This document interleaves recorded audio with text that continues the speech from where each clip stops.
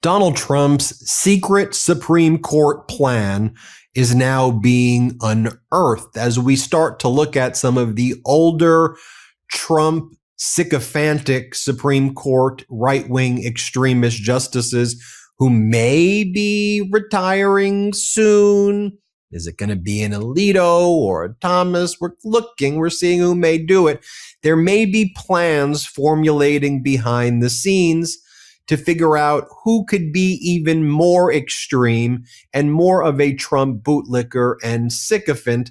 And there's kind of a secret audition taking place behind the scenes now.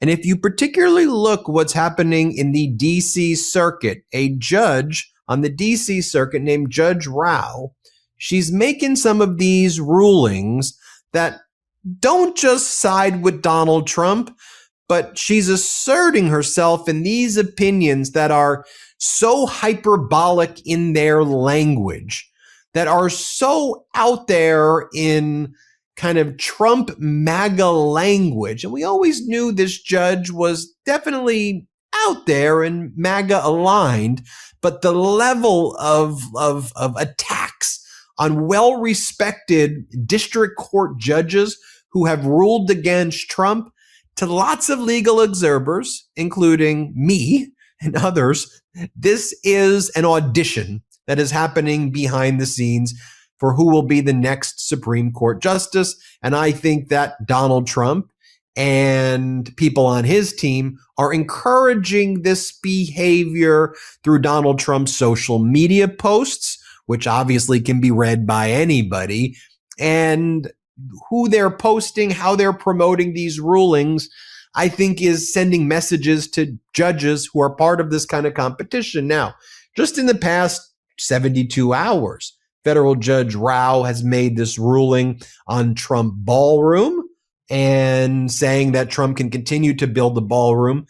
But it wasn't just that she attacked the right-wing district court judge appointed by George W. Bush in 2002. It's how this district court judge attacked, how this circuit court judge attacked the district court judge. Like, the ruling was like, how dare you put the president's life in risk? Of course, this ballroom is something that will save Donald Trump's life. You're going to dare impose your judicial views when the commander-in-chief says that the ballroom has anti-drone technology, an anti-ballistic missile, and there's a bunker underneath? How dare you, Judge? I mean, pretty strong words also against a well-respected senior Republican district court judge being attacked by this Judge Rao. And then there's the way the judge attacked another federal judge, Judge Boasberg, who's been making rulings to further criminal contempt proceedings against Trump regime officials. And not only is Judge Rao stopping that from taking place, it's the language of attacking these well-respected district court judges that's fairly unprecedented in terms of our reading of these types of circuit court decisions. I want to bring in Harry Litman from the Talking Feds YouTube channel, Substack, and podcast. Harry, great to see you as always. You and I, before we did this video, when we talk about what topics to do, we both gravitated to this one because the rulings have been so out there and extreme. It's almost like a circuit court version of the federal judge in South Florida, who was Donald Trump's go-to over there. Like, it's that wild that you're like, is that what you're doing right here?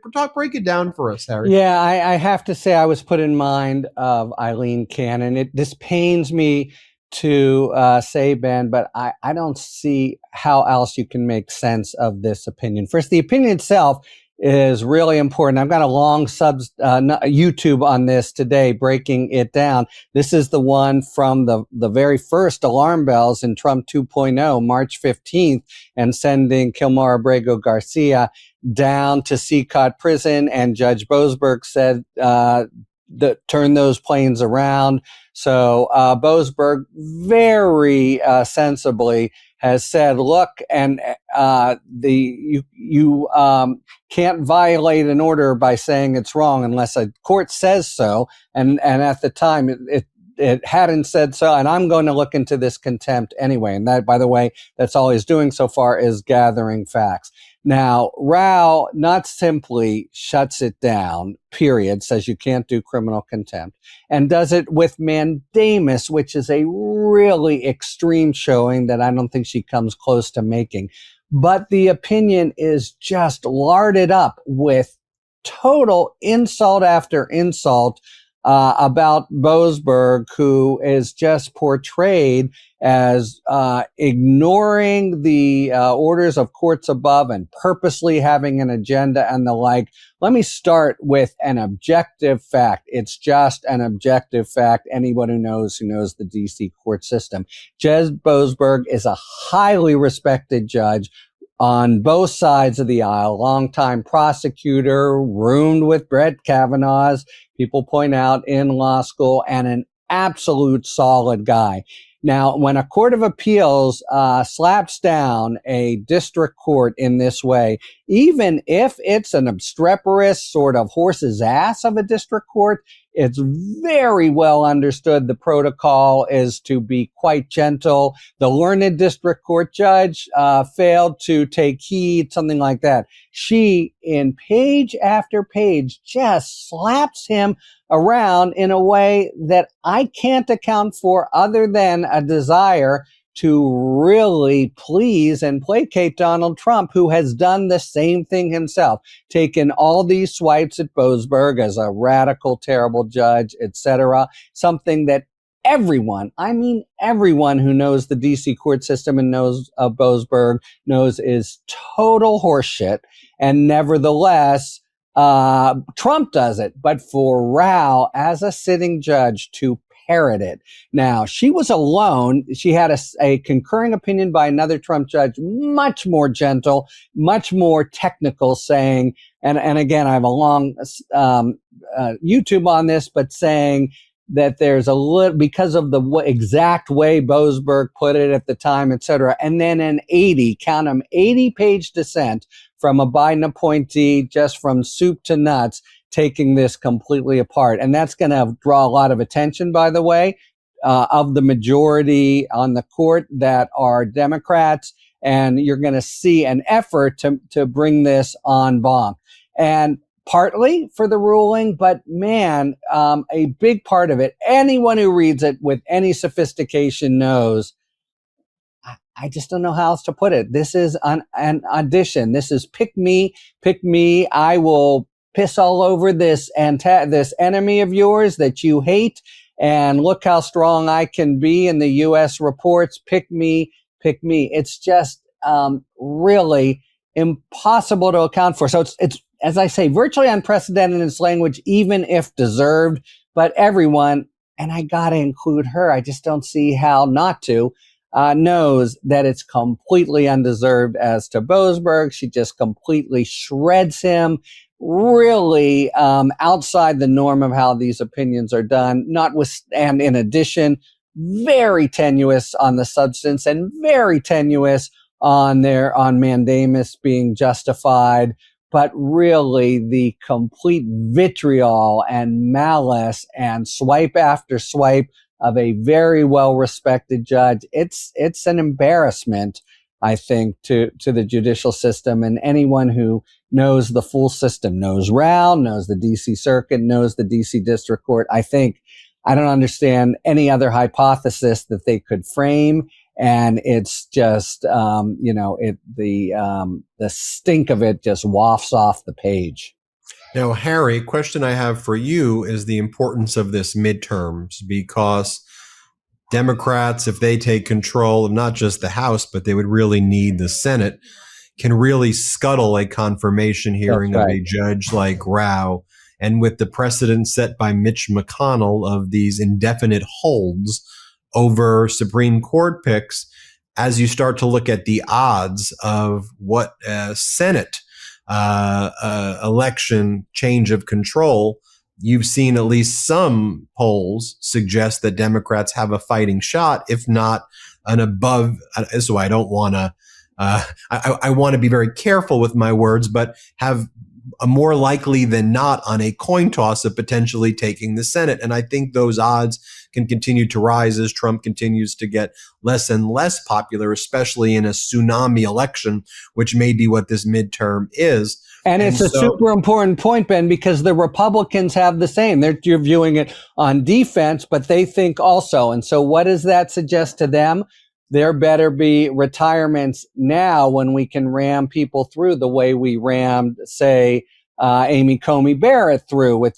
So they're looking at having a nomination and confirmation in raw numbers before the midterms. What does that mean? If you're a good Republican and happen to be a justice of the Supreme Court whose name, say, begins with Alito or Thomas or ends with it, that now's the time to retire now rather than next term so that your successor can be a good Republican. And for that reason, I think, if I were a betting man or say a prognosticating pundit, I would say that the odds that either Alito or Thomas or both step down is high, and the traditional time to do it is at the end of the term. So I'll be on tenterhooks, as will a lot of other court watchers, come the end of June to see if a letter is forthcoming from either of those two, both of whom seem to me to not love their jobs, by the way, to the president supplying their resignations. I wouldn't be shocked if both do it and that's in the cards. And so one of the things that you and I always tried to do with our audience here, with our incredible supporters, is to get ahead of the story. So when it happens, people are like, whoa, you guys have been talking about that. That's one of those issues. Focus right there. We have a pretty good record. And hopefully they forget when we're wrong. in that June-July period, focus on a letter from Alito and Thomas back to back, two kind of confirmation hearings back to back, with Trump trying to jam through Rao and maybe Eileen Cannon or, Emile Beauvais. Emile Beauvais, I think, is probably your person. Everybody hit subscribe here, but more importantly, subscribe to Harry Litman's YouTube channel. It's called Talking Feds. He also has a Substack and a podcast called Talking Feds. But when this video ends, just search on YouTube Talking Feds and subscribe now. Thanks, Harry. Hey, thank you, Ben. Talk to you soon. New Meidas merch. Head to store.meidastouch.com today and get yourself the best pro-democracy gear and show your support. That's store.meidastouch.com.